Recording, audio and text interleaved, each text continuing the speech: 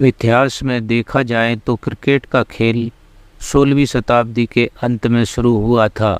अंतर्राष्ट्रीय मैच 19वीं सदी से खेले जा रहे हैं और औपचारिक टेस्ट क्रिकेट मैच 1877 से माने जाते हैं। 1744 में क्रिकेट के पहले नियम लिखे गए और बाद में 1774 में संशोधित किए गए। उस समय Code Star and Garter Club द्वारा तैयार किए गए थे, जिनके सदस्यों ने 1787 में लॉर्ड्स में प्रसिद्ध मैरी लेबॉन क्रिकेट क्लब की स्थापना की। क्रिकेट आज भले ही दुनिया भर में खेला जाता है, लेकिन एक समय इसके जनक देश इंग्लैंड में इसे बच्चों का खेल माना जाता था। उस समय बड़ों का इसे खेलना हल्के दर्जे का काम समझा जाता था।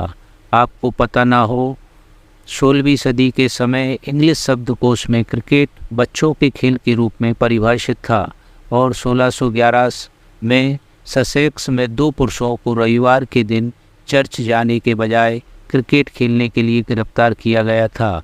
इस घटना के बाद ही वयस्कों की इस खेल में दिलचस्पी बढ़नी शुरू हो गई थी। 1660 में बड़े दांव लगाने वाले इसकी ओर आकर्षित होने लगे थे। जुआरियों की दिलचस्पी के कारण ही इस खेल को विस्तार मिलना शुरू हुआ और 17वीं सदी के अंत तक क्रिकेट एक महत्वपूर्ण जुआ का खेल बन गया। 1697 में जुआरियों के पसंद के 11 लोगों के एक दल के साथ 50 गिनी यानी ब्रिटिश सिक्का के दाव के रूप में ससेक्स में एक चर्चित मैच खेला गया था।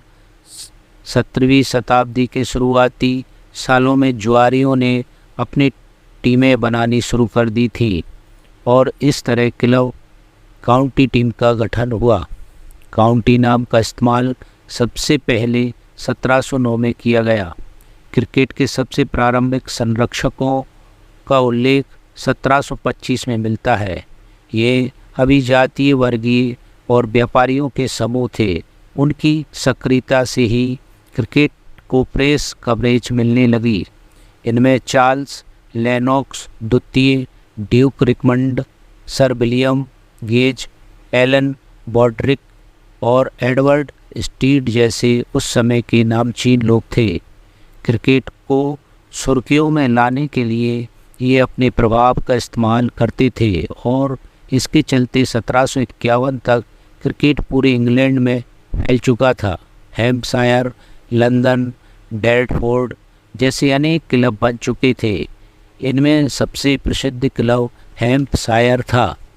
आम संगठन की तरह शुरू हुए इस क्लब ने 1760 के दशक में स्वयं को स्थापित किया और 1787 में मेरील बोन क्रिकेट क्लब के बनने तक इस खेल के केंद्र बिंदु के रूप में लगभग 25 सालों तक कायम रहा।